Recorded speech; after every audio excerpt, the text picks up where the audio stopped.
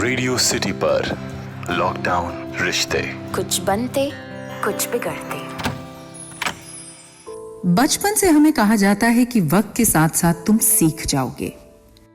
वो वक्त आता भी है और कुछ सिखाकर चला भी जाता है। अभी देखिए ना, इस वक्त अपने अपने घरों में दुबके हुए हम सब कुछ ना कुछ सीख ही रहे हैं।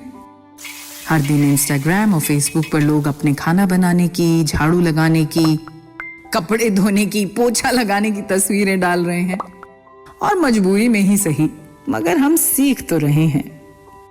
ऐसे ही आदिल ने भी कुछ सीखा था।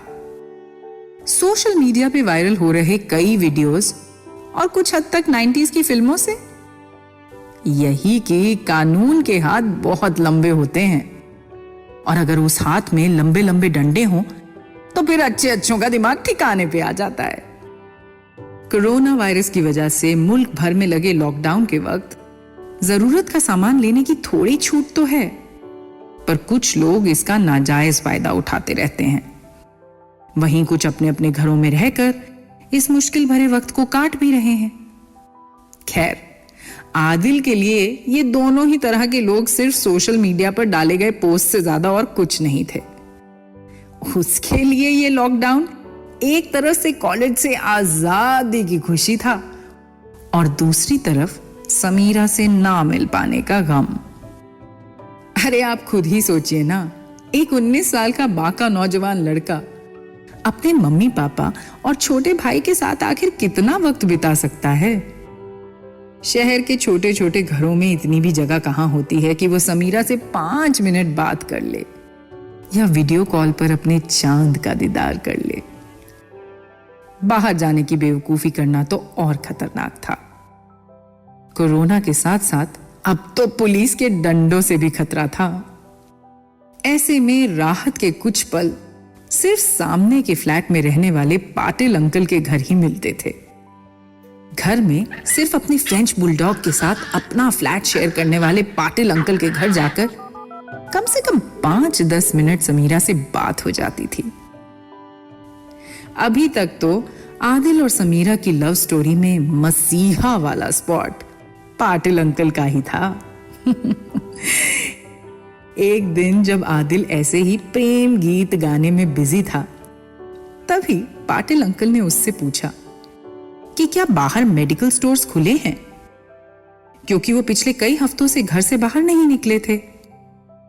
आदिल ने कहा, हाँ मेडिकल स्टोर्स तो खुले हैं, और उम्र का लिहाज करते हुए उसने प्रिस्क्रिप्शन और पैसे लेते हुए कह दिया, uncle corona virus senior citizens पे सबसे पहले अटैक करता है, लाइए मैं दवाएं ले आता हूं। इससे पहले कि पाटिल अंकल कुछ बोलते, आदिल मुंह पे मास्क चढ़ाकर दरवाजे से बाहर निकल गया। अभी सोसाइटी के गेट से निकलकर रोड क्रॉस की ही थी कि तभी पुलिस की एक वैन सामने से आकर खड़ी हो गई। आदिल के हाथ पांव फूल गए। उसके एक हाथ में पाटिल अंकल की प्रिस्क्रिप्शन और दूसरे हाथ में फोन, जिसकी दूसरी तरफ थी समीरा।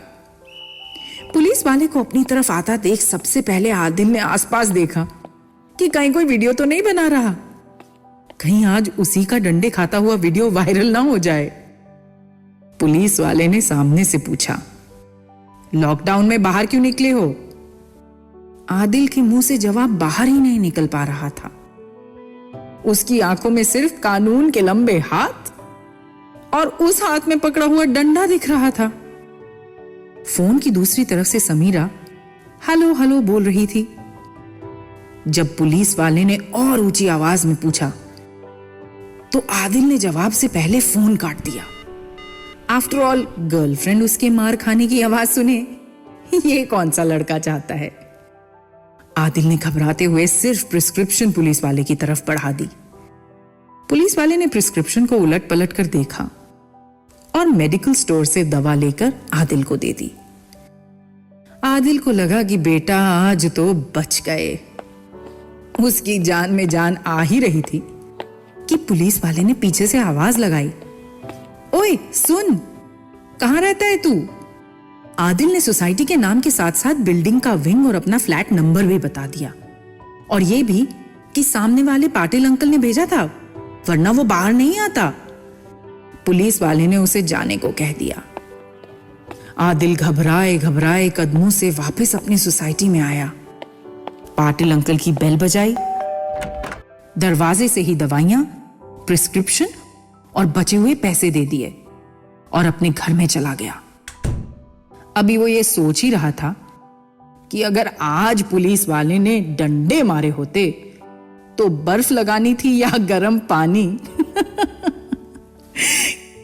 कि तभी सोसाइटी में पुलिस की वैन दाखिल हुई।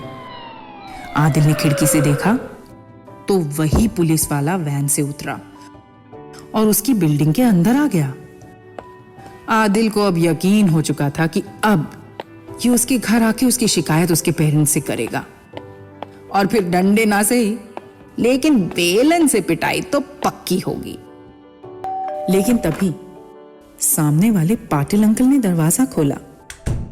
पुलिस वाला अपने साथ राशन का सामान लाया था और पाटिल अंकल की आंखों में आंसू थे। पुलिस वाले ने यह भी कहा कि माफ कीजिएगा, जिस ब्रांड के डॉग फूड का नाम आपने अपनी लिस्ट में दिया था वो अवेलेबल नहीं था, इसीलिए वो दूसरा ब्रांड ले आया।